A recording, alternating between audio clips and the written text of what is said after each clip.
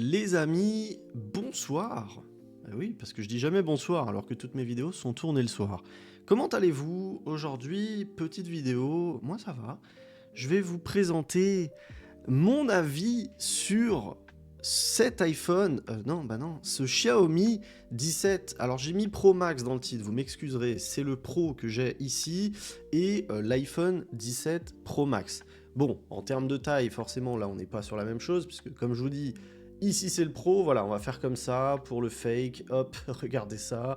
On va même se faire une petite miniature, les amis, regardez. On va se faire une grosse miniature bien fake là. Attendez, je vois rien en plus. Comment je fais pour... Ah, c'est compliqué là. Je me vois pas. Attendez, une seconde. Bon, vous assistez en live à la création de la miniature. Pour ceux qui connaissent la chaîne, vous êtes habitués.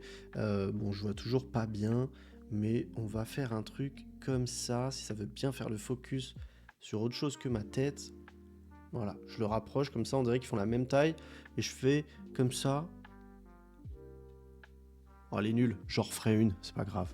Les amis, je voulais vous donner mon avis puisqu'on me l'a demandé, tout simplement. On m'a demandé de faire un comparatif entre ce Xiaomi 17 Pro et l'iPhone 17 Pro Max. Bon, j'ai plein de choses à vous dire forcément, puisque c'est deux téléphones très haut de gamme, même si vous ne le savez pas encore, malheureusement, ce Xiaomi 17 Pro et Pro Max ne seront pas commercialisés en Occident, en Europe, en France.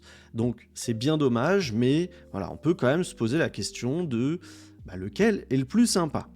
Alors, il y a une chose à savoir. Niveau design et construction, matériaux, etc., on a deux téléphones qui sont assez différents dans le sens où, alors il y a beaucoup de gens qui ont fait l'erreur et moi j'en fais partie, on pensait que le dos du Xiaomi 17 Pro et 17 Pro Max était en plastique. Pourquoi? Parce que effectivement ça raye comme du plastique, etc., ça sonne comme du plastique, mais c'est du plastique renforcé avec du verre. Ça a deux avantages. Déjà, ça se casse pas quand on le fait tomber, contrairement à du verre. Et c'est à peu près le seul avantage, en fait. Et c'est plus résistant que du plastique seul. Voilà. Mais en dehors de ça, c'est tout. Pour le tour, c'est de l'aluminium, les amis. Bon. L'iPhone, lui, il est en unibody aluminium, je vous en ai déjà parlé, avec une vitre en céramique ici pour pouvoir laisser passer la charge sans fil. Alors je précise, les deux téléphones sont compatibles avec une charge sans fil, l'iPhone aussi, et on a voilà, ce Ceramic Shield, comme c'est appelé par Apple. Mais voilà, on a deux finitions qui finalement sont pour beaucoup pas les meilleures finitions. Surtout chez Apple, vous êtes énormément à être très triste de la disparition du titane. Et là, je dois le dire, même si effectivement c'est plus solide, je suis assez triste qu'on n'ait pas du verre ici. Bon, clairement, qui gagne le jeu du meilleur matériau, ça reste l'iPhone. Malgré tout, en main, il fait plus premium, il est plus sympa, on a quand même beaucoup de verre, on a de l'aluminium qui est très sympa, très raffiné, qui est bien taillé, etc. C'est très agréable en main. Le Xiaomi 17 Pro Max Pro est très très agréable en main aussi, mais je l'avoue, voilà, ce dos, c'est vraiment dommage. Vraiment dommage. Maintenant, si cette partie n'est pas importante pour vous, on peut parler de l'écran. Et l'écran, on a un meilleur écran sur le Xiaomi, alors pas en termes...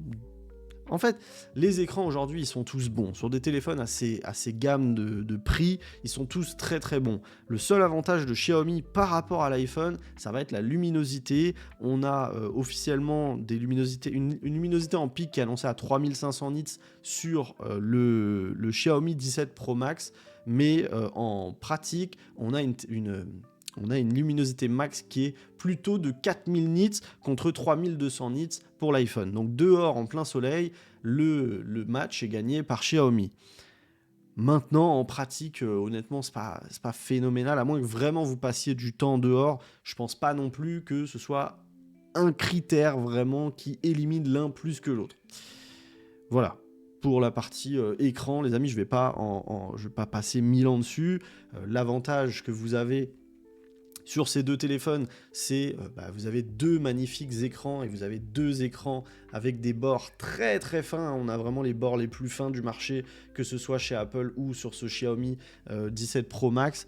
Et la différence, c'est que sur ce Xiaomi 17 Pro Max, on a un deuxième écran que vous avez vu ici, sur lequel vous pouvez faire certaines choses. Vous pouvez modifier ce fond d'écran, notamment. Cet écran est à la même luminosité, on est en 120 Hz sur les deux, je ne l'ai pas précisé sur les deux. Alors sur les deux, on est en 120 Hz ici, on est en 120 Hz ici, et on est en 120 Hz ici.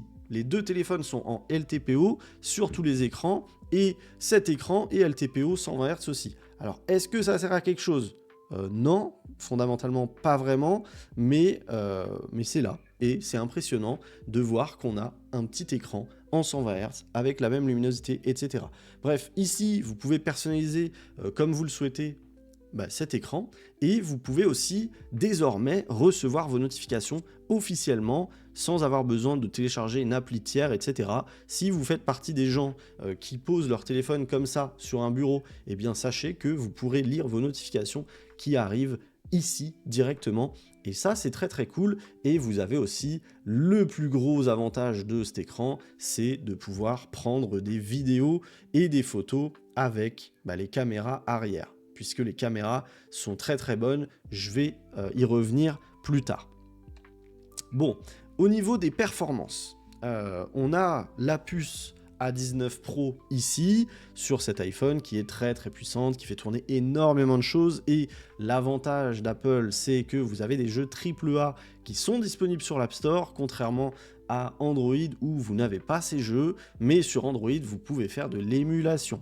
Pour ceux qui aiment les jeux vidéo, vous pouvez faire de l'émulation de n'importe quelle console, et vous pouvez même faire de l'émulation de PC. Aujourd'hui, moi perso, j'en ai pas fait, je sais que c'est un peu compliqué, mais beaucoup en font, et aujourd'hui, ce n'est possible que sur un Android. L'avantage sur ce Xiaomi 17 Pro Max, c'est que vous avez la dernière puce Snapdragon 8 Elite Gen 5 qui est juste une bombe atomique et qui n'aura aucun mal à faire tourner tous les jeux. Maintenant, en termes de refroidissement, bon, vous n'êtes pas sur un Red Magic avec un refroidissement avec un petit ventilo, etc. Donc, il faudra potentiellement une petite solution si vous voulez faire tourner des jeux PC. Je pense que vaut mieux investir dans un petit ventilo, etc. si vous voulez sur le long terme. Avoir une expérience sympa. Bon, j'ai cherché j'ai fait mes recherches, parce que voilà, j'avais pas envie de les faire moi-même, c'est un peu trop compliqué, même si j'ai les outils pour. Le Xiaomi gère mieux la chauffe, malgré tout, que cet iPhone 17 Pro Max. Par exemple, sur un petit test sur Grid Legends, donc, qui est un jeu de voiture, il reste à 40 degrés, alors que l'iPhone monte à 47 degrés. Mais en termes de stabilité, je ne sais pas si vous savez ce que c'est la stabilité, c'est en fait... si le téléphone il reste stable, s'il n'a pas trop de chute de FPS, etc., l'iPhone 17 Pro Max a une meilleure stabilité, car les jeux sont mieux optimisés souvent sur iOS, parce que souvent ils sont optimisés pour la puce A19 Pro. Voilà, comme je dis toujours, il n'y a qu'une seule puce qui sort chaque année, et donc c'est beaucoup plus simple pour les développeurs de faire en sorte que les jeux tournent mieux. Voilà, c'est un peu comme l'histoire de la PlayStation et la Xbox versus PC. Sur PC, il faut s'adapter à des milliards de configurations différentes, et sur PlayStation, voilà, vous avez une Play, vous avez une Xbox, c'est vachement plus simple de coder des jeux et de les rendre compatibles pour ces specs-là en particulier. C'est pareil chez Apple. Sur Android, vous devez faire en sorte que votre jeu il puisse tourner avec des Snapdragon 8 Elite Gen 5 et des grosses daubes. Voilà, clairement, qu'on se le dise. Donc là-dessus, c'est souvent plus sympa chez Apple, mais globalement, celui-ci est plus puissant, malheureusement, ou heureusement. En puissance brute, le Snapdragon 8 Elite Gen 5 est plus puissant que le A19 Pro et chauffe moins, clairement. Et j'ai une petite info en exportation vidéo pour ceux qui font des petits TikTok, des petites vidéos, pourquoi pas sur YouTube. Moi, je faisais mes vidéos avec CapCut, par exemple. Sur CapCut, le Xiaomi est beaucoup plus rapide que l'iPhone également. Voilà, c'est à noter, c'est sympa. Je ne pense pas que ça touche des tonnes de gens, mais je voulais vous en faire part. Maintenant, au niveau de la photo et de la vidéo, écoutez, là, malheureusement, sur la partie photo, je préfère être honnête avec vous. Pour moi, les amis, c'est mon avis, pour moi, il n'y a pas match. Pour moi, en photo, le Xiaomi 17 Pro Max est meilleur que l'iPhone 17 Pro Max, notamment en mode portrait et de manière générale, même sur le zoom x100 et sur le traitement IA aussi du super zoom. Clairement, moi, le Xiaomi 17 Pro Max m'a vraiment donné une impression de waouh quand j'ai pris mes premières photos en portrait. Et je dois vous le dire, cet iPhone 17 Pro Max ne me donne pas du tout d'impression de waouh, surtout sur le mode portrait que je trouve inutilisable. Clairement, il est très mauvais, le détourage est très mauvais, etc. Je vous mettrai dans la description les liens vers mes photos sur cet iPhone 17 Pro Max et sur le Xiaomi 17 Pro Max et le Xiaomi 17 Pro pour ceux qui sont intéressés.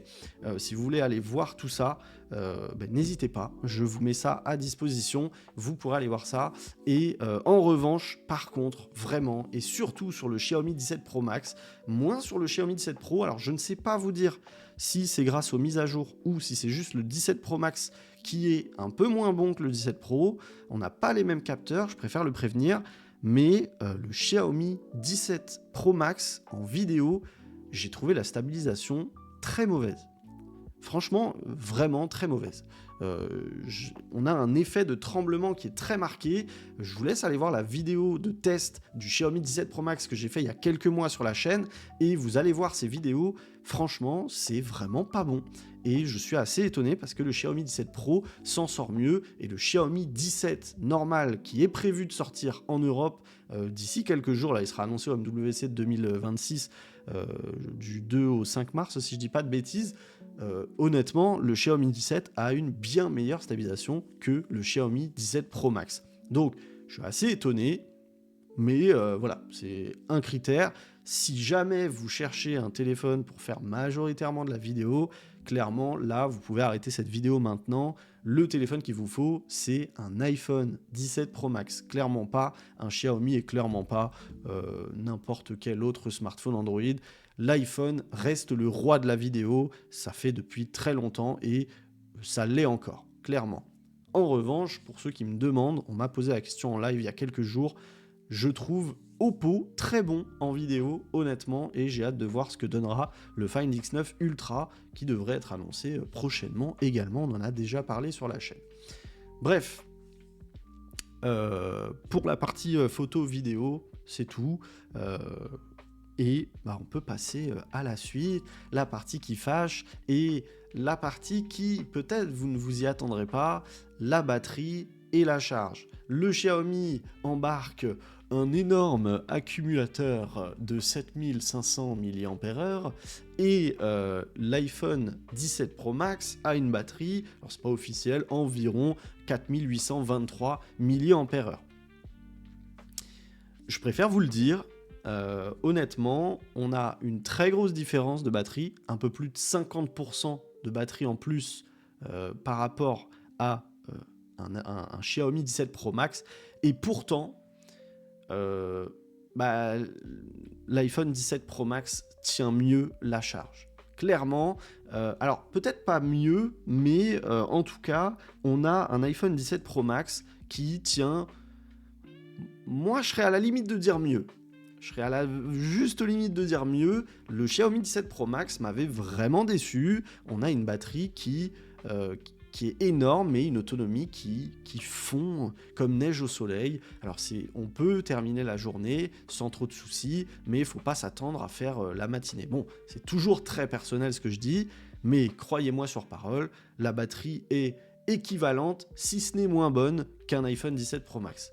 Donc ça, c'est très décevant. C'est aussi dû au fait que ce soit une ROM chinoise, mais je tiens à le souligner parce qu'aujourd'hui, nous sommes beaucoup à chercher des téléphones avec des excellentes autonomies et clairement, le Xiaomi 17 Pro Max n'est pas un bon élève sur cette partie-là. Le Oppo Find X9 Pro, qui a aussi une batterie de 7500 mAh, est clairement meilleur sur ce point-là. Xiaomi n'est pas bon, en tout cas sur cette ROM chinoise, encore une fois, en optimisation logicielle, et du coup, le téléphone n'a pas l'autonomie qu'on espérerait d'un téléphone avec une batterie de 7500 mAh. Donc voilà. En revanche, ce qui est hyper appréciable sur ce Xiaomi 17 Pro Max, c'est qu'on a une charge filaire de 100 watts et de 100 watts, parce que quand on le dit vite, on dirait que j'ai dit 200 watts, de plus loin 100 watts, et clairement c'est hyper rapide. On a un 0 à 100 qui a été mesuré à 47 minutes contre 1h26 pour l'iPhone. Donc voilà, c'est à mesurer, c'est vous qui voyez. Moi personnellement, l'un ou l'autre, je m'en fiche un peu, c'est ma manière de consommer mon téléphone, mais voilà, j'ai tendance, quoi qu'il arrive, à mettre mon téléphone en charge la nuit, mais c'est vrai que voilà, il y a toujours des moments où oh merde, on a oublié de mettre son téléphone en charge, et c'est appréciable de savoir que en 45 minutes, on recharge son téléphone à fond plutôt qu'une heure et demie. Voilà, c'est quasiment 2 fois plus rapide, ça fait très plaisir. Et le dernier point, le point qui est malheureusement le plus important, ça va être la partie logicielle. Pourquoi ? Puisque c'est ce qui fait toute la différence entre un Android et un iOS et un iPhone.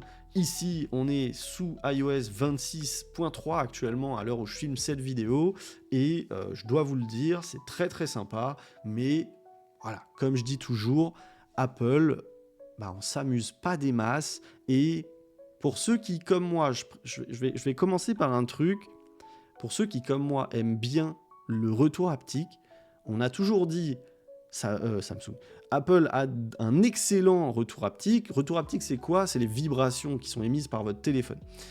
On a un excellent moteur haptique sur cet iPhone 17 Pro Max et sur tous les iPhones depuis très longtemps. Apple est très très fort en moteur haptique. Le problème, c'est qu'en fait, ils les utilisent pas assez, leurs vibrations. On n'a pas la possibilité de mettre des vibrations à beaucoup d'endroits. On n'expérimente pas vraiment ces vibrations. Voilà, c'est très rare qu'on ait des vibrations. Vous en avez quand vous mettez des notifs, vous en avez quand vous tapez au clavier si vous l'activez, et c'est à peu près tout en fait. Vous n'avez pas plus de vibrations que ça, et moi je suis quelqu'un qui adore les vibrations, et je dois vous le dire, pour ceux qui se posent la question, qui regardent la chaîne depuis longtemps, je n'ai pas trouvé de concurrent à Xiaomi sur ce terrain-là. Xiaomi, c'est vraiment impressionnant. Les vibrations déjà sont d'excellente qualité sur ce 17 Pro et 17 Pro Max, mais vraiment c'est hyper agréable et on en a partout. Quand je déverrouille, j'ai une vibration. Quand je verrouille, j'ai une double vibration qui fait tout comme qui suit le bruit de verrouillage. D'ailleurs, écoutons le petit bruit de verrouillage parce que ça, j'adore aussi. C'est tout bête, mais c'est des détails. Écoutez ça. Je sais pas si vous l'aurez entendu, j'adore ce bruit de déverrouillage et de verrouillage. C'est des petits détails, mais par exemple, ça me saoule, sur un iPhone, il n'y a pas de bruit de déverrouillage. Vous avez une micro-vibration et c'est tout. Quand vous verrouillez le téléphone, vous n'avez pas de vibration et vous avez le bruit de verrouillage classique Apple, c'est tout. Et voilà, vous avez des vibrations un peu partout, vous pouvez les activer, les désactiver un peu partout. Quand vous faites un retour en arrière, vous avez une vibration. Quand vous killez des apps ici, vous avez des vibrations. Quand vous killez des gens sur Call of, vous savez... Non, bref, il y a des vibrations un peu partout et c'est hyper agréable. Moi, je kiffe grave les vibrations sur un téléphone et voilà, je souhaitais en parler.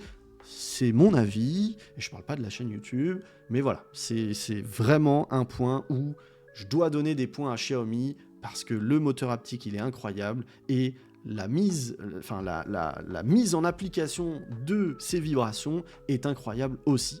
Voilà. En dehors de ça, on a beaucoup de gens qui vont vous dire que Xiaomi, c'est de la copie d'Apple. Alors, oui, tous les Chinois, aujourd'hui, s'inspirent d'Apple. Malheureusement ou heureusement, selon ce que vous préférez, je sais que vous êtes beaucoup à détester. Alors souvent, c'est les haters d'Apple ou les gens qui ont un Android et qui sont pas plus Apple que ça. Beaucoup vont vous dire... j'en ai marre, moi, que tous ces Chinois copient Apple. Quand j'achète un Android, c'est pour avoir un Android, c'est pas pour avoir une copie d'Apple, etc., etc. Bon, C'est vrai que Xiaomi fait partie de tous ces Chinois qui copient Apple.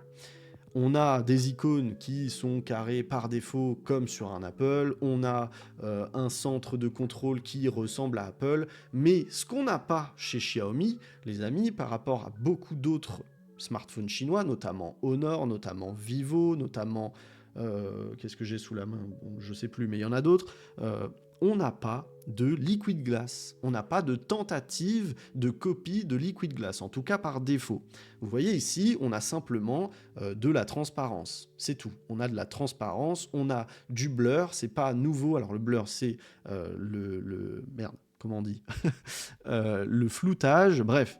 Des trucs assez classiques, on n'a pas de tentative de la part de Xiaomi de liquid glass. La seule chose qu'on va avoir, c'est... Alors malheureusement, hop, j'ai la vidéo. On a... merde, bon, je vous remontre parce que comme je... Voilà, on a ces grosses horloges qui sont reprises d'Apple et c'est tout. Mais elles sont pas en liquid glass. On n'a pas une tentative de copie liquid glass. Alors moi, qui aime bien liquid glass, honnêtement, j'aurais aimé qui tente et qui fasse comme Honor. Honor, pour moi, aujourd'hui, est le meilleur élève qui a copié le liquid glass. Je trouve que le liquid glass d'Honor, alors c'est pas du liquid glass, les amis, mais la tentative est bonne et ça marche bien. Chez Xiaomi, bon, on n'a pas ça, ça manque pas forcément. Pour les gens qui aiment bien le liquid glass comme moi, ça va manquer un peu. C'est vrai que quand on passe d'un Honor à un Xiaomi, ça manque un peu. Mais globalement... Les amis, sur le logiciel en tant que tel, en dehors de l'aspect esthétique du logiciel, pour moi, il n'y a pas photo. Xiaomi est excellent à quelques détails près. Sur un iPhone, on ne fait rien. Voilà, on a des icônes, on a des widgets, et c'est tout. Ce qui manque terriblement sur Apple et que je ne comprends pas encore aujourd'hui, on est à iOS 26, c'est cette bibliothèque d'app que, clairement, dites-moi dans les commentaires, qui aujourd'hui utilise cette bibliothèque d'applications. Qui aujourd'hui va dans cette bibliothèque d'applications, scrolle et va dans divertissement pour aller voir les applications qui sont à l'intérieur. Je me pose la question, je sais que personne ne le fait, bien sûr il doit y avoir 2-3 personnes qui le font, mais clairement personne ne le fait. Et ce que je ne comprends pas, c'est que les gros dossiers, ils existent, ils sont là.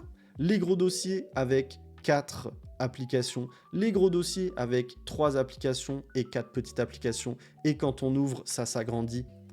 Ils sont là, ils existent. Ça a été codé, c'est possible, c'est faisable, c'est déjà faisable. Mais on ne peut pas le faire sur l'écran d'accueil de cet iPhone. Et ça, c'est clairement l'une des choses que je trouve le plus triste sur cet iPhone. L'écran d'accueil, il reste trop triste. Alors qu'aujourd'hui, quand on va chez Xiaomi notamment, on a les mêmes dossiers qu'on a vus dans la bibliothèque. Les mêmes. La bibliothèque d'app d'Apple, c'est les mêmes. Là, oui, je vous l'accorde, c'est copié. Mais là, l'avantage, c'est que vous pouvez faire vos propres dossiers et vous avez la possibilité de choisir entre des gros dossiers comme ça et des dossiers avec encore plus d'applications. En maintenant, vous faites modifier, vous avez normal, donc ça c'est les petits dossiers, élargi avec les 3 plus les 4 comme sur Apple, et XXL avec que des petites icônes mais qui prennent 4 par 4 emplacements.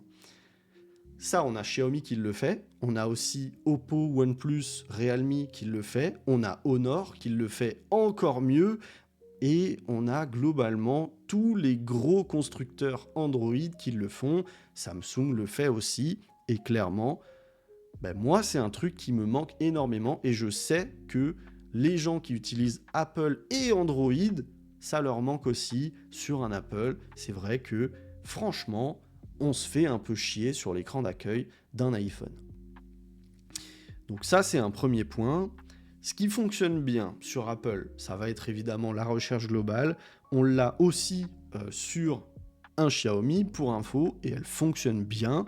Donc ça, il n'y a pas de débat.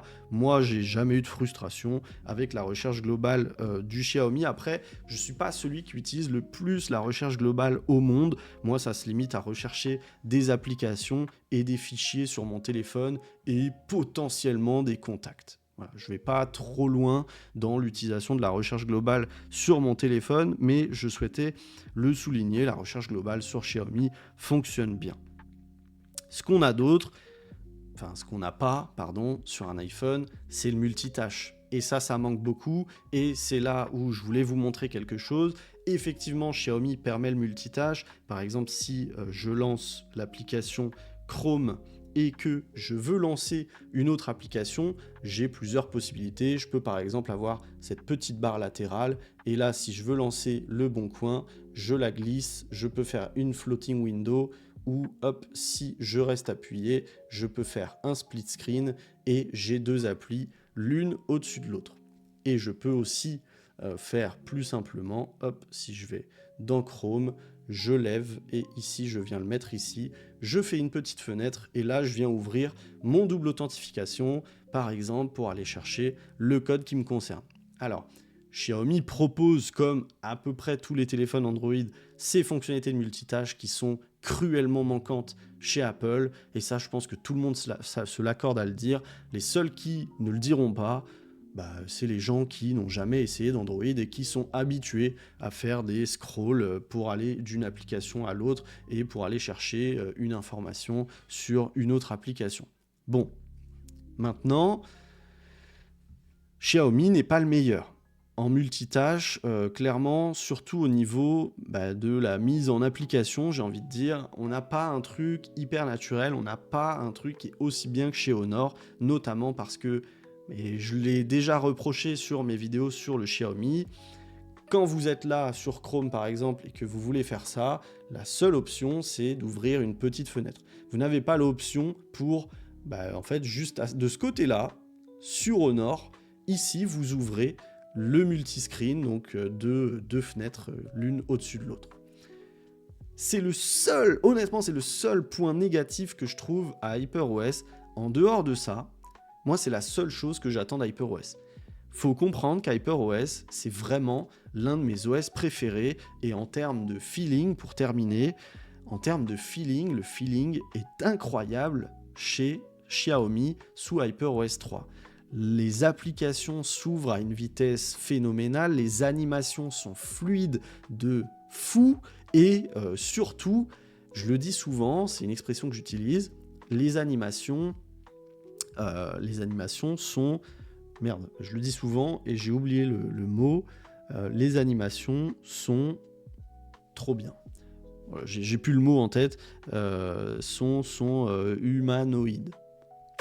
J'ai plus le mot, mais en fait, elles sont vachement naturelles et ça fait énormément de bien. Honnêtement, alors je dis pas que les animations de l'iPhone 17 Pro Max sont mauvaises, loin de là, c'est excellent, ça marche bien, ça lag pas, vous pouvez l'ouvrir 50 000 applis à la suite, ça va pas laguer, bon, le fameux truc que tout le monde fait en vidéo et que personne fait dans la réalité, mais je sais pas, HyperOS, il y a quelque chose en plus. Je vous laisse aller voir ma vidéo de présentation de l'OS si vous le souhaitez, d'HyperOS 3, vous tapez HyperOS 3 Sanac sur votre barre de recherche et vous allez trouver la vidéo, elle est très très longue, mais ça vous donnera plus d'infos sur la personnalisation, etc. Et au niveau de la personnalisation, rien que ces fonds d'écran, ces super wallpaper, ces super fonds d'écran chez Xiaomi. Alors il y a une sélection assez limitée, mais ces fonds d'écran, je les trouve juste dingues. Et moi, ça me convient très bien. Je suis juste hyper fan. Et c'est ce qui me manque un peu chez Apple. Je trouve qu'à l'époque, j'avais un effet waouh. À chaque sortie de nouvel iPhone, on avait des nouveaux wallpapers. Alors, ils n'étaient pas forcément animés, mais je sais pas, je trouve que les fonds d'écran chez Apple étaient mieux avant. Maintenant, c'est un peu sans vie et je me retrouve à utiliser un fond d'écran qui n'est pas un fond d'écran de base. Alors que, pour vous dire la vérité, sur quasiment tous mes téléphones, j'utilise des fonds d'écran de la marque. Pourquoi ? Parce que je trouve qu'ils sont hyper beaux. Même sur mon Red Magic, j'utilise un fond d'écran de la marque parce que je le trouve très beau. Bref, bon, celui-là n'est pas exceptionnel, c'est une dune, mais j'aime bien. Et voilà, je trouve que chez Apple, on s'ennuie un peu. Voilà, je vous l'avais dit, au niveau de la prise en main, l'OS, un peu tout, on s'ennuie, et même au niveau de la personnalisation, je trouve qu'on s'ennuie. Alors on a du nouveau, on peut personnaliser les icônes, on peut les mettre en sombre, on peut les mettre en liquid glass, en couleur, on peut retirer les noms des applications, etc. Ça s'est quand même amélioré, pour ceux qui n'auraient pas mis un pied chez Apple depuis de certaines années. Je sais pas, ça fait combien de temps qu'on peut faire cacher les noms, etc. Je sais pas depuis quelle version d'iOS, je me souviens plus. C'est vrai que c'est plus personnalisable qu'avant, mais ça reste pas assez fun pour moi. Après, est-ce que les gens qui achètent des Apple veulent vraiment du fun ? C'est vous qui me dites. Moi, je veux du fun. Maintenant, je pense que la majorité des gens qui achètent un iPhone ne veulent pas forcément du fun. Voilà. Mais sur Android, en tout cas, vous pouvez en avoir du fun, que ce soit avec les fonctionnalités par défaut proposées par Xiaomi, ou que ce soit avec des launchers tiers. Moi, je déteste ça, mais je sais qu'il y a beaucoup de gens qui adorent ça. Bref, vous avez plein de choses à faire chez Android, et c'est vachement fun. Bref, en définitive, lequel est le meilleur entre le Xiaomi 17 Pro Max et l'iPhone 17 Pro Max? En fait, il n'y a pas de meilleur, il n'y a pas vraiment de meilleur. Il y a des meilleurs, comme je vous dis, au niveau de la photo, celui-là est meilleur, au niveau de la vidéo, celui-là est meilleur, mais le choix, c'est vous qui devez le faire. Et si je peux vous donner un conseil, moi, c'est un conseil que je donne. Alors, c'est pas forcément vis-à-vis d'Apple ou d'Android, en tout cas, c'est pas forcément vis-à-vis de ce comparatif. Un conseil que je vous donne, si vous êtes ni de la team Apple, ni de la team Android, que vous cherchez juste un téléphone qui vous plaît, regardez, en tout cas si vous cherchez un ultra haut de gamme, voilà. Regardez les téléphones qui vous plaisent le plus, que ce soit esthétiquement à l'extérieur ou esthétiquement à l'intérieur, l'OS, faites votre choix. C'est pour ça que je vous ai fait des vidéos, je vous fais des vidéos d'unboxing pour que vous puissiez bien voir les téléphones, je vous fais des vidéos de présentation des OS pour que vous puissiez bien voir à quoi ressemblent les OS, les icônes, les menus, etc. Honnêtement, aujourd'hui, prenez le téléphone qui vous donne le plus l'effet waouh quand vous le voyez et achetez-le. Voilà, c'est tout ce que je peux vous dire. Pourquoi ? Parce que vous n'êtes pas dans une situation comme la mienne où vous allez comparer votre téléphone fraîchement acheté à tout plein d'autres téléphones.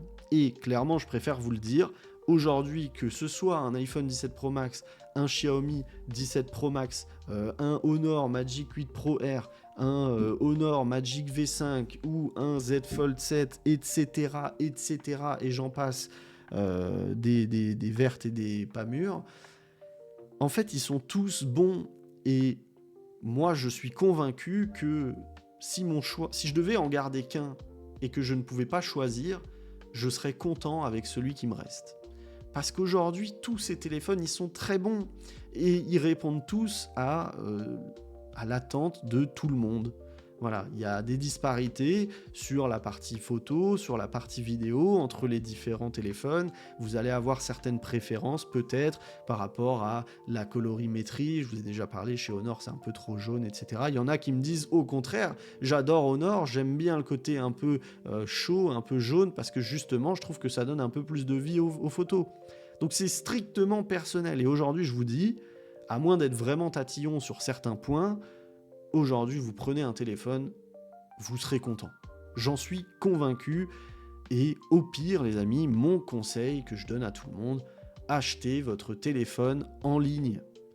En France, en tout cas, vous avez 14 jours pour vous rétracter, et parfois plus selon les plateformes où vous achetez votre téléphone. Je vous mettrai par exemple en lien des liens vers Amazon, des liens vers Trading Shenzhen. Alors bon, Trading Shenzhen, attention, parce que c'est des téléphones importés de Chine, il n'y a pas de surtaxe, le prix affiché au panier et le prix final, il n'y a pas de TVA, il n'y a pas de frais de douane à payer a posteriori, mais attention, en cas de renvoi, vous avez bien une période de rétractation, mais en cas de renvoi, vous devez vous acquitter des frais de retour qui s'élèvent à 80 €. Donc réfléchissez bien et regardez bien toutes mes vidéos sur ces téléphones avant de vous lancer. Je préfère que vous fassiez pas d'erreur. L'import, c'est pas pour tout le monde. Il y a des choses à savoir, il manque des choses. Ce téléphone, par exemple, il n'a pas Android Auto, il n'a pas l'application réglage, donc les settings, tout simplement, en français, ça reste en anglais. Vous n'avez pas OK, Google, vous n'avez pas la page Google juste à cet endroit-là. Bref, c'est un téléphone sous ROM chinoise. Il faut faire un peu de manip pour qu'il fonctionne bien. C'est pas pour tout le monde. Donc certes, c'est moins cher, vous économisez souvent 300-400 €, mais renseignez-vous avant de commander, s'il vous plaît. A contrario, un iPhone, vous l'achetez sur Amazon, vous avez 30 jours pour le renvoyer, vous prenez pas la tête. Vous l'achetez, vous l'essayez, et au bout de quelques jours, s'il vous plaît pas, renvoyez-le, et faites pareil avec n'importe quel téléphone qui vous plaît. C'est mon conseil. Voilà, je sais que ça peut faire peur à certains d'acheter et de renvoyer, mais il n'y a aucun risque. La loi française vous protège, vous avez 14 jours pour vous rétracter, et je précise, vous avez tout à fait le droit sur un téléphone d'enlever le plastique de protection. Voilà, pour ceux qui se posent la question, c'est pas considéré comme... en fait, ça fait partie des vérifications qui vous permettent de vérifier si le téléphone fonctionne bien. L'écran de protection, vous pouvez le retirer. Voilà. Bon, bref, c'était un petit aparté parce que vous êtes beaucoup à penser que retirer les films de protection préinstallés par la marque retire ce droit de rétractation. Ce n'est pas vrai. Vous faites ce que vous voulez. Si vous avez envie de voir à quoi ressemble l'écran sans le film de protection plastique tout pourri installé par la marque, vous avez totalement le droit. Donc voilà, c'est le meilleur conseil que je pourrais vous donner. Je vous ai fait un VS pour vous parler un peu des deux téléphones. Maintenant, il n'y en a pas forcément un meilleur que l'autre. Ce dont je ne vous ai pas parlé, c'est au niveau audio, mais je ne vous fais pas écouter non plus. Pourquoi ? Parce que moi-même, j'ai regardé des vidéos et clairement, en vidéo, on ne sent pas la différence. On a l'impression que le Xiaomi 17 Pro Max est meilleur que l'iPhone 17 Pro Max.